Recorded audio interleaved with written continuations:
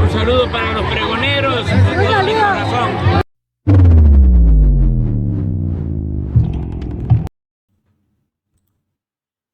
Pregoneros, bienvenidos a una nueva transmisión más. Es un placer estar nuevamente con ustedes, servidor Irwin Rodríguez, transmitiéndoles desde el día de hoy. Nos seguimos encontrando en este domingo 18 de agosto del 2024. Si nos estás viendo por primera vez, muchísimas gracias por tu tiempo y por tu espacio. Solamente pedimos el apoyo con la suscripción para que cada día podamos ser más en esta gran familia pregonera. Señores, pues ¿qué faltaba? Que salieran simplemente a llorar todos estos corruptos delincuentes electorales que hicieron del INE una cueva de mapaches. Así tal cual. Porque lanzan esta cartita, Mexicanos tunden a Ciro Murayama y a exfuncionarios electorales que siguen rogando más curules para el PRIAN.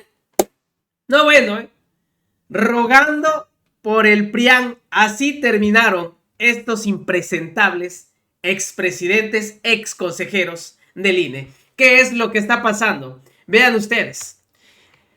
Sale primero Lorenzo Córdoba y dice: comparto al público la carta que un importante grupo de exconsejeros del INE, IFE y de exmagistrados del tribunal le hemos entregado hoy a propósito de la sobrerepresentación en la Cámara de Diputados a cada uno de los titulares del INE y del tribunal. O sea, para meter presión. Sale de igual forma el impresentable de Ciro Murayama, su monaguillo, y dice: aquí la respetuosa carta que dirigimos al INE y al tribunal. La firmamos exconsejeros del IFE y del INE y exmagistrados del tribunal. Llamamos a evitar una sobrerepresentación inconstitucional, a hacer valer la voluntad popular depositada en las urnas el 2 de junio. Miren nada más. Miren nada más esta joyita. ¿Qué dice la cartita que lanzaron estos impresentables así rápidamente? Vean ustedes.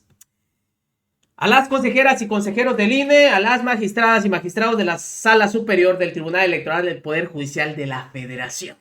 En los próximos días, el Consejo General del INE resolverá uno de los asuntos más relevantes en los últimos años: la fórmula de asignación de los diputados de representación proporcional para el periodo 2024-2027.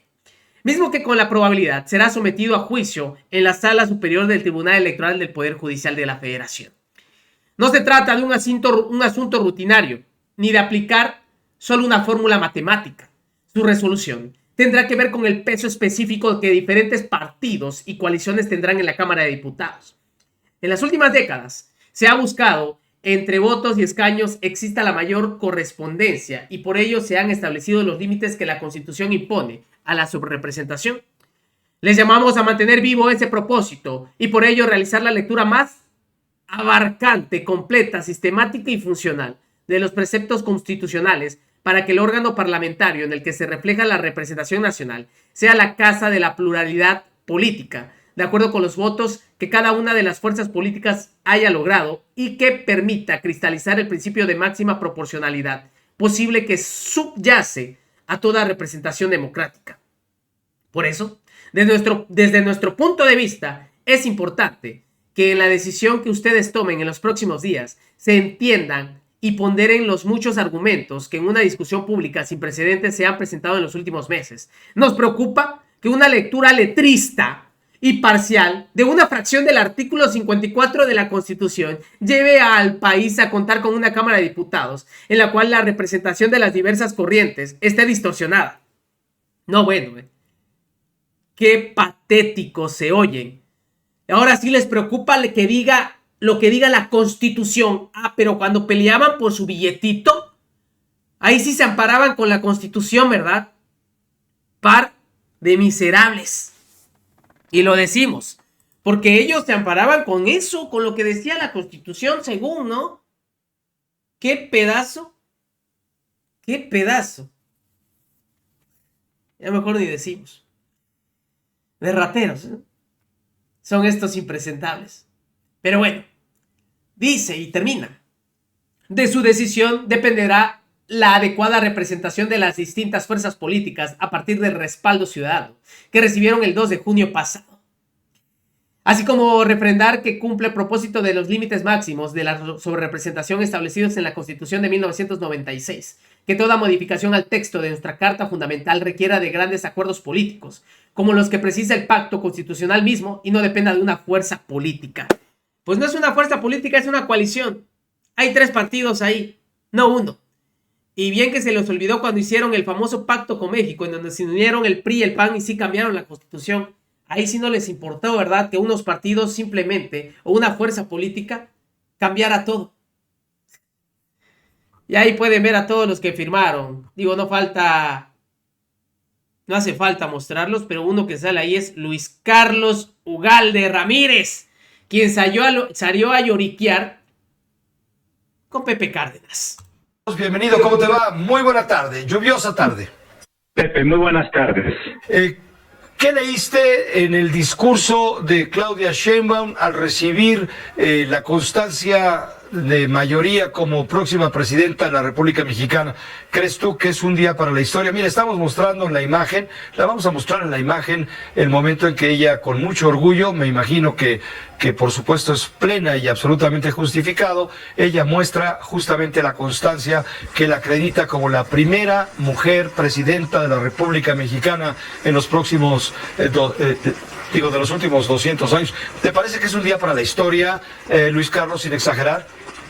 Sin duda es histórico que por primera vez tenemos a una presidenta mujer y creo que es algo muy bueno y muy positivo. En un país de machos, ¿eh? Así es.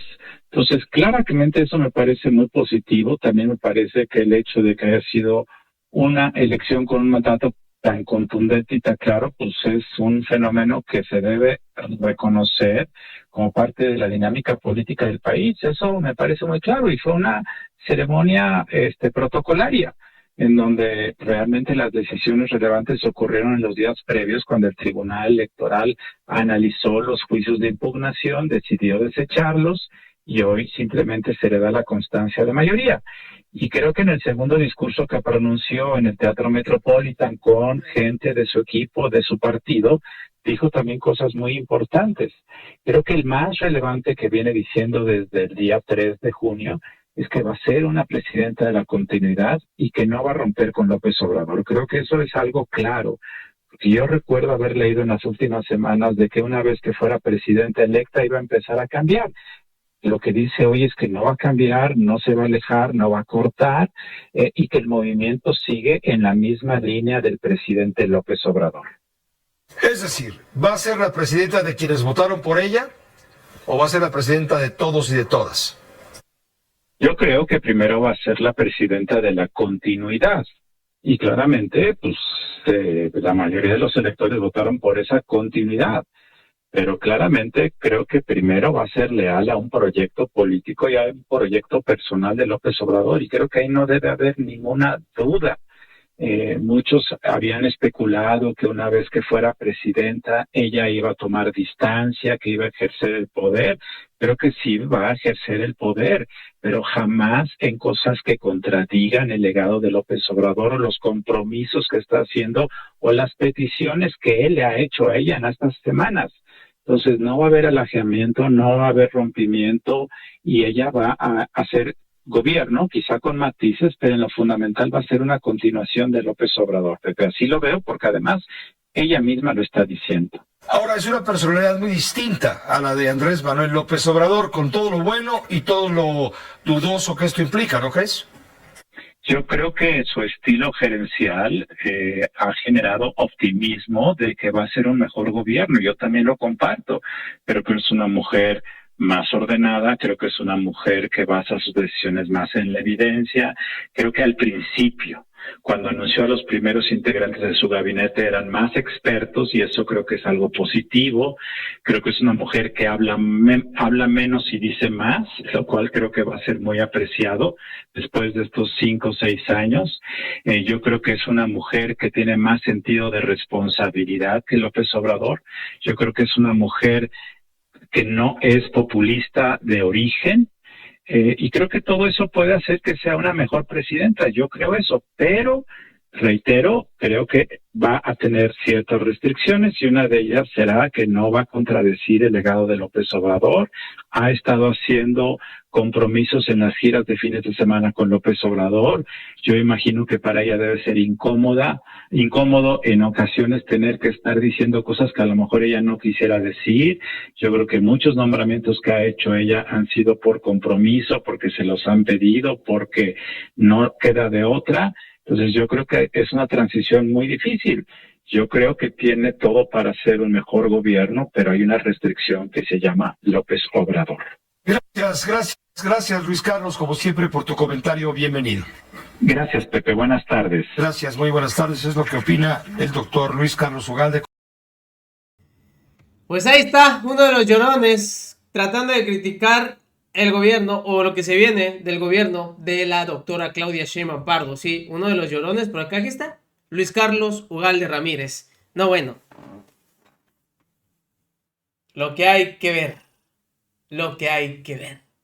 Nos vemos, señores, que sigan pasando un excelente día. Pues así terminan rogando todos estos consejeros, rogando para que el PRI y el PAN tengan más curules.